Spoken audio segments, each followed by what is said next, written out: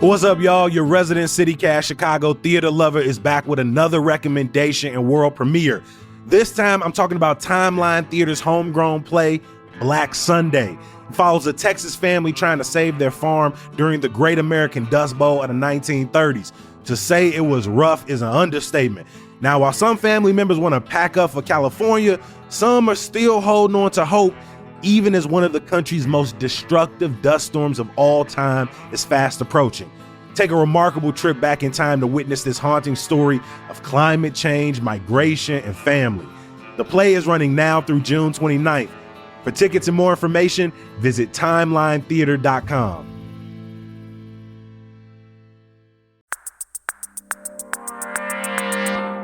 Today on CityCast Chicago, while National Mental Health Awareness Month is coming to an end, the Chicago Department of Public Health will be continuing its Healing Arts programming, which combines art and wellness. One class that caught our eye, an audio pharmacology workshop. My first question, what is audio pharmacology?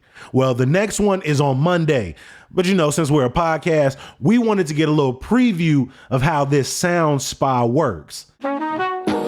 It's Thursday, May 23rd. I'm Jacoby Cochran, and this is what Chicago's talking about.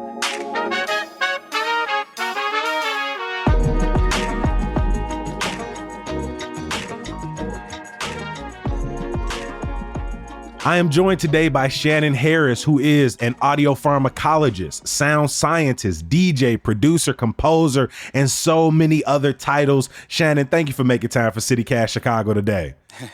That's what's up. I'm here. I'm amplified. Let's do it. You've been a part of Healing Arts Chicago, a year-long program offering free art services to support mental health and wellness at the Inglewood Mental Health Center, where you have an audio pharmacology sound spa. Can you walk us through this experience? Set up the scene, and then imagine I'm coming in for this. Kind of walk me through the offerings or the session. Yes. We are located at the Inglewood Mental Health Center on 641 West 63rd Street in the basement through the glass door. The place is very quiet. Okay, so it's a mellow environment. It's not loud at all. So you walk back down the hallway, you make a left, and you're going to see signs that have people in meditation postures and rest postures. They're saying this way. So you follow those signs, and it's, and it's telling you you're entering into a quiet zone. And then we get into a 1 hour facilitation where we are identifying language and experiences around mental illness and mental wellness, trying to point out and identify what that is. So we're having a group discussion around that. And then I'm always throwing in some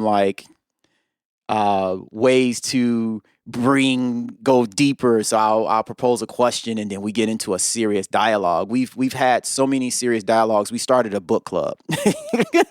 So the spa experience starts off, and typical spa experiences are very individualized. Maybe it's a couple of friends, maybe it's a partner, but you start this in sort of a group setting, not only providing the lay of the land, but also opening up with group discussion. Why does that kick things off if we're talking about such a uniquely formatted soundscape that really is supposed to maybe address the individual? Yes, great question, because you have to build trust. Our healing and health and homeostasis doesn't take place if you don't have the trust. After you've built this trust, you've moved through these conversation points, you've gotten to know the folks a little bit. Where do we go from here? Now we build trust in the person's individual power they have over their body. So I do pre and post tests with some of the tools we do live in what I call play shops. And I pair them up with people, and we do different things like testing a breath work on the brain state, testing a breath work effects on the heart, testing a breath work effects on your blood. So they begin to see the tools that I'm teaching them working. And then I introduce the notion of, okay, let me try the sound on you while you're doing it. And they're looking at those meters and things I have, and they're like, oh, wow. This thing actually improved drastically just from this sound. So now we enter into the spa with them having the trusted confidence, like, this is how you're going to be breathing when you go through this. This is how you're going to be thinking, and you're going to be knowing, right? There's a knowingness that you're taking into the spa, which makes it beneficial. So you walk into the next room in the second hour, and now you're experiencing a room that has been calibrated for about 2 hours with aromatherapy, light therapy. I also purify the air. I'm big on just environmental stimuli. And then they're seated, and then they're giving their own pair of headphones that has some of the programs that I created that's running through it for another hour. And then after that, most of the time we're there. Most people stay until 4:30, and it starts at 12. And wow. And it is a 2-hour experience. So this thing has turned into a thing where now it's the after effect. People are like, whoa, what just happened? Or we start talking about existentialism and things like that. So that's how that whole, when I said the book club thing came about, because of that notion. Is like you gone into a deep meditation, and now you coming out of it and you're like, whoa, what was that? And you got a lot of people, yeah, what was that? Let's talk about that.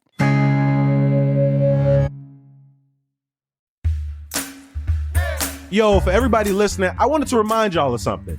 The City of Chicago Department of Business Affairs and Consumer Protection Office of Labor Standards oversees Chicago's landmark labor laws through engagement and enforcement. What does that mean for you? Well, Chicago's labor laws include minimum wage, paid sick leave, fair work week, wage theft, contracts for domestic care workers, and anti-retaliation. And even more, on July 1st, 2024, the following ordinances and update will go into effect. Number 1, Chicago Paid Leave and Paid Sick and Safe Leave Ordinance. Number 2, a 5-year phase out of the sub-minimum wage for tipped workers. And number 3, the annual minimum wage increase. Remember, the Office of Labor Standards processes complaints, conducts investigations, mediates disputes, directs settlement proceedings, issues violations, and if necessary, seeks licensure discipline against employers. For more information, visit www.chicago.gov/labor standards. And if you need to file a complaint, call 311 for Chicago labor law violations.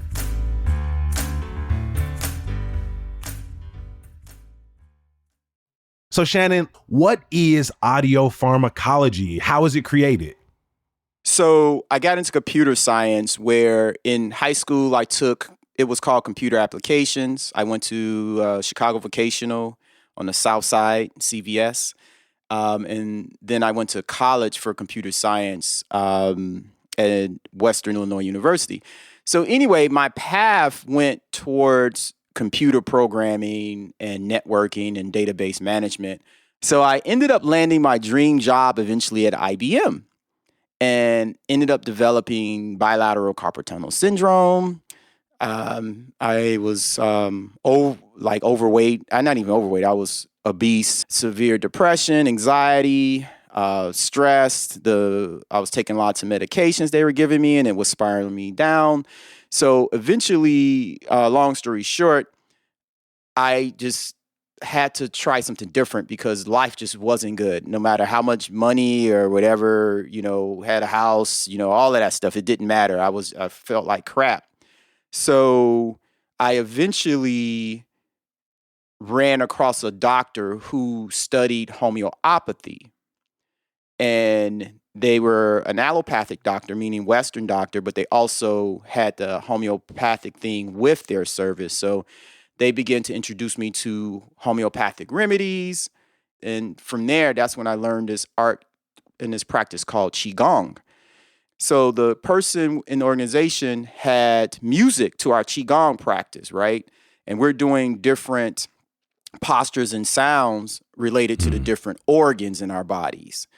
So it dawned on me. I was like, you know what? I'm going to go out and I'm going to create my own music to my different organs. So I went and did a lot of research and study. It wasn't even called audiopharmacology at the time. It was just my music for my Qigong practice. So if pharmacology is the scientific study of the effect of drugs and chemicals on living organisms, is it safe to say that audiopharmacology is the the study of the effects of music and audio on living organisms, on human beings, which is to say, how can we create soundscapes, audio soundtracks that maybe elevate our sense of healing or elevate our meditative practices, help us to get into deeper spaces of contemplation. Exactly. So when we talk about music only exists for humans within their hearing range. So from 20 hertz to 20 kilohertz. So when you get past 20 kilohertz, that's called ultrasound. They use that actually in hospitals, right? So that's still sound. And then you have infrasound when you go lower than that, which they use for therapy as well. So some of the music therapy is put there for ambiance because humans are not going to listen to a tone. They're going to be like, what's going on? So we put ambiance music to distract them, to keep them kind of entertained while that other medicine is happening under there. So I begin to program those other things. I hope that makes sense. No, for sure. I mean, we're using, obviously words like medicine, like therapy. For someone who has no idea what it is, can you break down the science of sonic healing? Like, how is that different from other kinds of talk therapy, other kinds of music therapy? Sound therapy is a little bit different. It's vibration. So the vibratory effects on the body, because sound energy is a mechanical energy in physics. So it actually moves things. So it's actually reverberating the body. So it entrains the body back into health. Mm-hmm. There's another process where you use an ultrasound to actually destroy cancer cells because it's a mechanical energy. It moves things. So once you match the frequency of something, like an opera lady who's singing at the vibratory state of some glass and the glass splatters, it's the same thing that you can do with sound. You can also use sound, for instance, like if you have kidney stones, you can use the sound to like move those kidney stones or break them up where they're less, dense. Have you heard of like alpha, theta wave, delta wave, and things like that? I have, but only in passing. Yeah. So when you look at that, if you was to just like Google it and dig a little bit in it, you ain't got to go deep. It's going to talk about hertz. So between particular hertz is a particular state of brain cognition or awareness or sleep or reflection. People are heavily affected by vibration from music. That's why it's so popular.